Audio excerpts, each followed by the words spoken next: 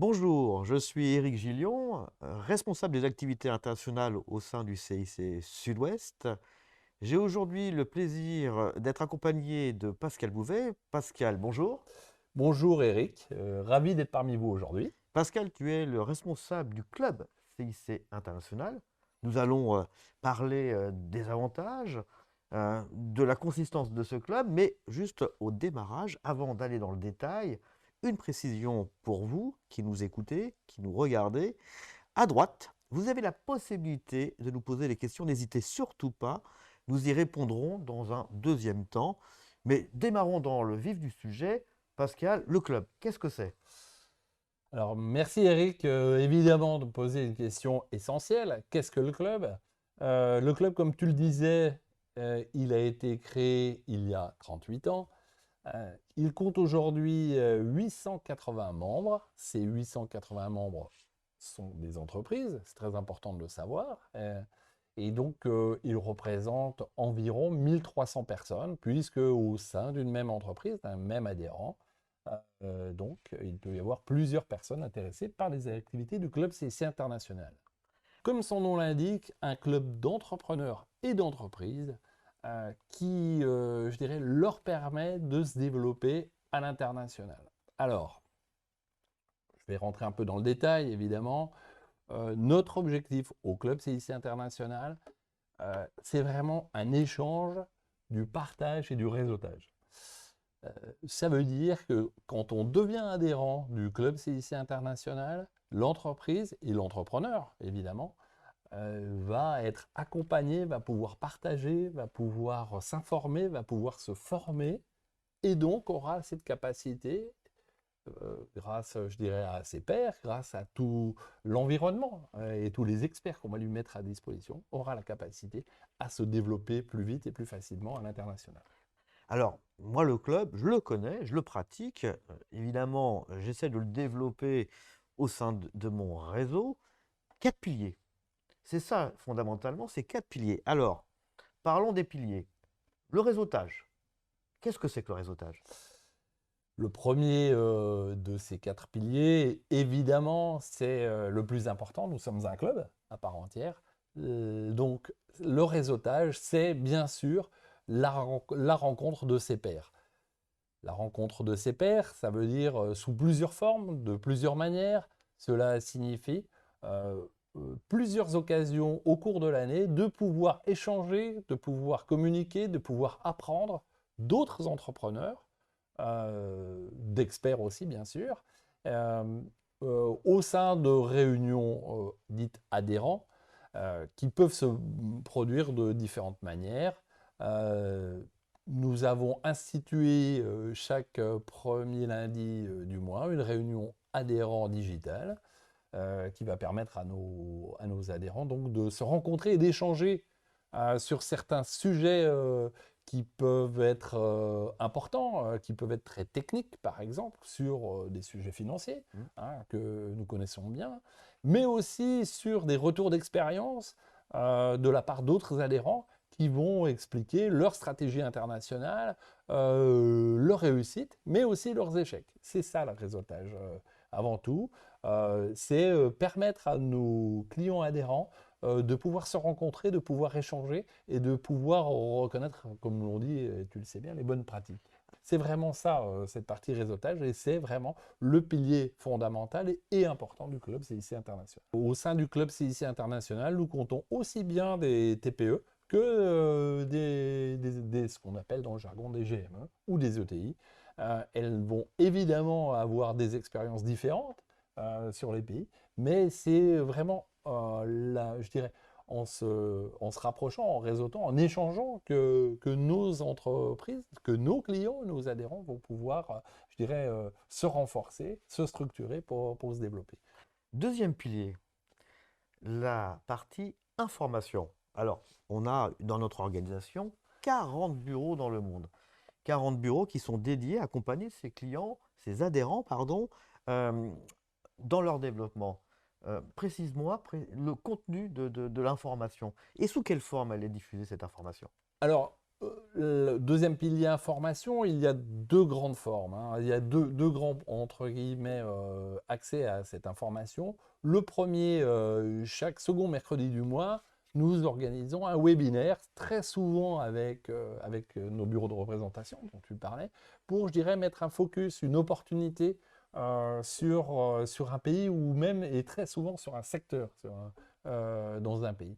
Et donc, on va donner une information de qualité avec des experts du pays, avec des adhérents qui ont une expérience, toujours ce côté réseautage. Et donc, on va donner une information très pointue et très précise sur un thème.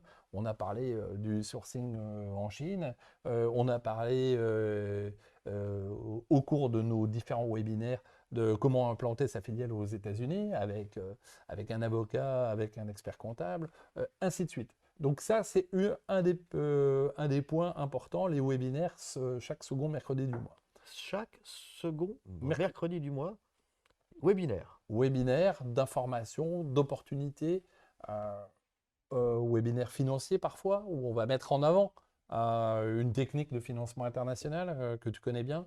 Et donc, c'est toujours dans le même esprit, donner de l'information, enrichir nos adhérents pour pouvoir mieux les accompagner. Donc webinaire, mais pas seulement.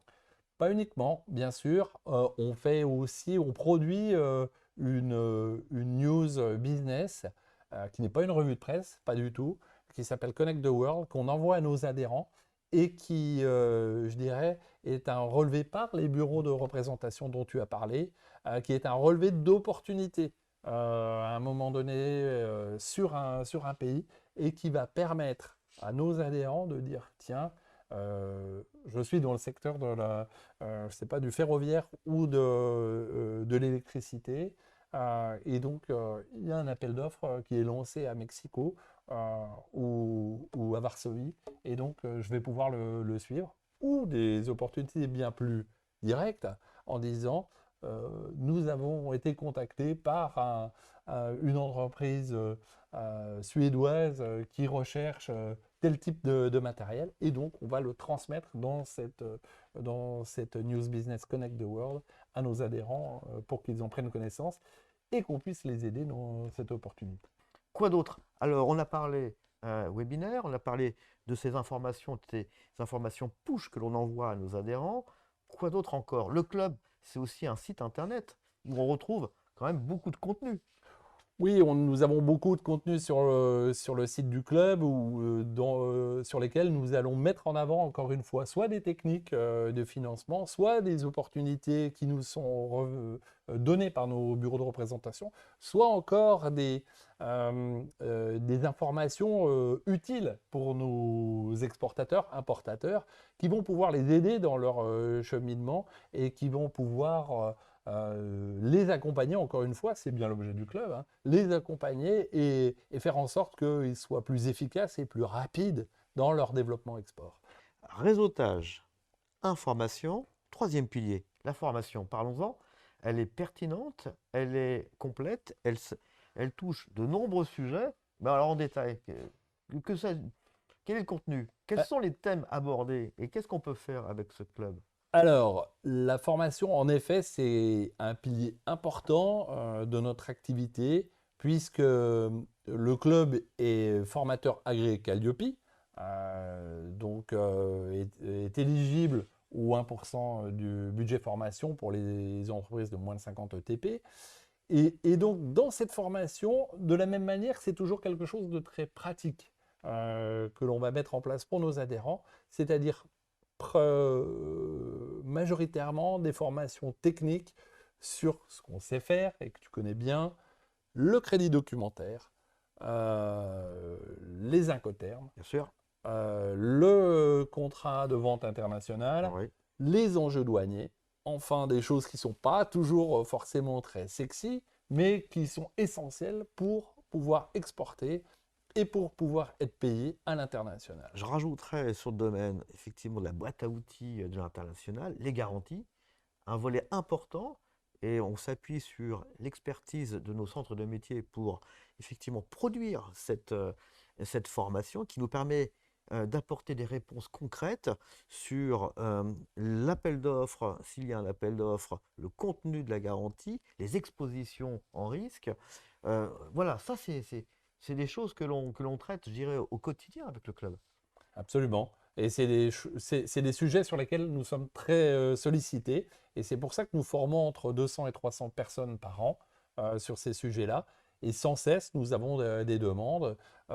Nous pouvons de la même manière faire des formations chez nos adhérents, ce qu'on appelle les formations intra, qui vont permettre d'aider l'ensemble d'un service export à mieux maîtriser les techniques du crédit documentaire. Voilà, c'est un exemple. Un autre exemple, et c'est un sujet, je dirais même primordial, on le sent aujourd'hui, les tensions que l'on connaît, et sans autre détail, vous l'imaginez, euh, sur l'export contrôle, donc la partie conformité, des sujets où effectivement on va apporter également notre expertise pour aider les entreprises à pouvoir déminer le terrain dès lors que l'on est sur effectivement des contrats qui peuvent, le cas échéant, ne pas aboutir faute d'accord, faute, je dirais, de préalable, à savoir respecter, je dirais, les règles, les règlements internationaux. Ça encore, on a une réponse dans le club pour permettre effectivement eh bien, d'apporter du contenu, d'apporter notre expertise et faire en sorte que, globalement, les entreprises travaillent sereinement. Absolument. J'ajouterais dans la formation des thèmes que nous avons mis sur le devant de la scène en 2021 et 2022, qui n'étaient pas dans notre catalogue de formation auparavant. On a eu beaucoup de demandes de la part de nos adhérents sur des formations interculturelles. Euh, pour garder notre côté toujours très pratique, très pragmatique et business, nous avons mis en place des formations où on va, je dirais, donner à nos adhérents la vraie connaissance de l'interculturalité de manière business. Donc le thème, c'est améliorer vos affaires avec des partenaires chinois, états-uniens ou allemands. Donc c'est toujours ce côté très, très pratique, tu l'as souligné, qui va être mis en avant. C'est quelque chose d'essentiel dans nos valeurs. Deuxième point, nous lançons en mai des formations sur la prospection internationale via les réseaux sociaux et via LinkedIn. De la même manière, toujours de manière pratique, aider nos adhérents à utiliser au mieux ces outils pour pouvoir toucher de nouvelles cibles en complément de notre dispositif de développement. Donc, réseautage, information, formation, et il y en a d'autres, les formations, puisque le catalogue finalement se remplit, parce que aussi nos adhérents, grâce à vous, nous sollicitent sur des thèmes qu'on n'a même pas imaginés. Et on l'a construit ensemble et pour vous. Donc c'est vrai que c'est une matière qui est amenée, un catalogue, à se développer naturellement. Dernier point, et ça c'est un accompagnement que l'on souhaite sur mesure, c'est la recherche pour le compte de nos adhérents bien, de business, à savoir, soit si on se place du côté export, bien, de la recherche de distributeurs, de marchés, plus globalement, donc sur les pays que l'on couvre, ou bien même, inversement, donc la partie sourcing. Là, on le fait par une filiale. En deux mots, Pascal, cette filiale. Alors notre filiale, c'est CIC d'Export, donc filiale du groupe Crédit Mutuel CIC, qui va prendre en charge les besoins des adhérents et sur devis, avec l'appui évidemment de nos bureaux de représentation, va construire avec notre client une proposition pour les accompagner et les aider dans leur développement international. Euh, je te laisserai parler des différentes possibilités et géométries qu'offre CIC d'Export. C'est toujours dans le même esprit de pouvoir prendre nos adhérents et clients sous le bras et de pouvoir les accompagner et les sécuriser à l'international. C'est vrai que le spectre est assez large avec notre filiale et l'export. C'est un accompagnement qui peut être au démarrage simplement le test d'un produit sur un marché étranger pour voir s'il y a effectivement une résonance positive. Donc notre bureau va faire des relevés de prix, va essayer de rencontrer des distributeurs, des professionnels qui peuvent effectivement avoir par leur retour d'expérience nous faire effectivement ce retour et donner à notre client entreprise euh, eh bien, une pertinence sur le go, no go. Évidemment, c'est toujours le chef d'entreprise qui décidera d'y aller, mais en tout cas, il aura notre expertise locale pour voir s'il y a effectivement, je dirais, un potentiel à développer. Ça, je dirais, c'est pour la première pierre. Et puis, généralement, puisqu'on a des adhérents accomplis pour un bon nombre d'eux, c'est rechercher un distributeur.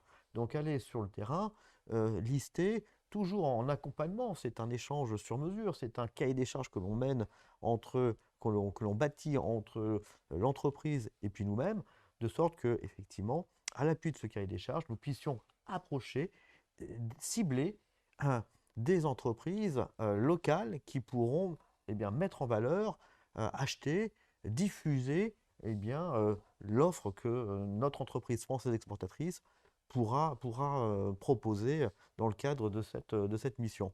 Ça va plus loin parce qu'effectivement, on va aussi jusqu'à alors recherche d'agents, évidemment, hein, distributeurs, agents, à peu près la même démarche. Et c'est une démarche qui est procédurée, c'est-à-dire qu'effectivement, au travers des 40 bureaux, eh bien, nous avons une, une façon de travailler qui est identique. On travaille sur, effectivement, la volonté de pouvoir, à travers ce cahier des charges, toucher bien cibler les bons interlocuteurs. Et là, on le retrouvera de façon harmonieuse, que ce soit au Vietnam, au Japon, aux États-Unis, en passant par les pays européens, jusqu'en Nord-africain nord-africain également. ou sud-américain.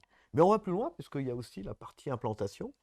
Donc, on va pas franchir ce cap si, dans la durée, si la volonté de l'entreprise est de s'implanter, et d'export, et grâce à nos bureaux, va également pouvoir prendre cette mission pour la mener jusqu'à la création de la filiale et aller jusqu'au bout, puisque nous sommes une banque, permettre à l'entreprise d'avoir, je dirais, des comptes bancaires ouverts au sein du pays qui aura fait l'objet, je dirais, de l'implantation. Donc, à la fois de la partie distribution, depuis la France vers le pays de destination, mais également on peut aller jusqu'à l'implantation. On recherche aussi des entreprises à racheter. Même mission, on fonctionne par cahier des charges. C'est du sur-mesure, c'est forfaitisé. On tombe sur, je dirais, une offre de devis. Il n'y a pas de mauvaise surprise. Le prix est annoncé et on s'y tient. Donc c'est vrai que le spectre est très très très complet. Et je parle de l'export, mais si on inverse, effectivement, cette démarche-là s'applique également à l'import dans une configuration qui est toujours aussi procédurée. Des missions individuelles, mais on n'a pas parlé de missions collectives. On sait faire ou pas? Alors, la réponse est oui. Ah, On sait faire. Et donc, évidemment, ces derniers temps, ça a été plus complexe pour les déplacements internationaux, vous le savez tous. Néanmoins, au fil des années, le club a souvent fait des missions dites collectives, c'est-à-dire profiter de la force du groupe, de la force du club, et à l'aide de nos bureaux de représentation, faire en sorte d'emmener un certain nombre de nos adhérents vers une destination pour, encore une fois, faire en sorte que le groupe puisse rencontrer des interlocuteurs de haut niveau qui ne seraient pas forcément accessibles si on y allait seul. Vous le savez bien, une délégation, je dirais, d'une quinzaine d'entrepreneurs français, quand vous êtes dans un certain nombre de pays, ben, ça a une importance et ça nous a permis, au fil des années, de rencontrer une fois des centres de recherche, par exemple, à Shanghai, avec des gens de la biotech, mais aussi les institutions françaises au Chili, par exemple, ainsi de suite. Donc, profitez de ces missions collectives pour pouvoir d'abord échanger, bien sûr, hein, et emmener un certain nombre d'entreprises qui n'ont pas forcément une grande expérience de l'international, euh, les emmener sur des destinations où seules elles auraient du mal à aller et je dirais, et leur faire découvrir. Ce sont souvent des missions je dirais, de découverte prospection et les aider dans cette découverte du pays et faire en sorte de pouvoir qu'elles mettent un premier pied dans une destination qui n'est pas forcément exotique, mais qui peut être assez proche, mais sur lequel ils ne seraient pas les seuls. 4 piliers, le réseautage, l'information, la formation, l'accompagnement sur mesure, l'accompagnement tout court. Je pense sincèrement qu'on on fait du bon boulot au club. Là, un tour assez exhaustif de ce Ouais. qu'on sait faire au club. On vous engage vivement à venir le rejoindre et le découvrir sur le site www.clubcicinternational.com. Merci Pascal. Euh, Moi, je vous propose de se retrouver dans quelques instants pour répondre aux questions. Merci, à tout de suite. À tout de suite.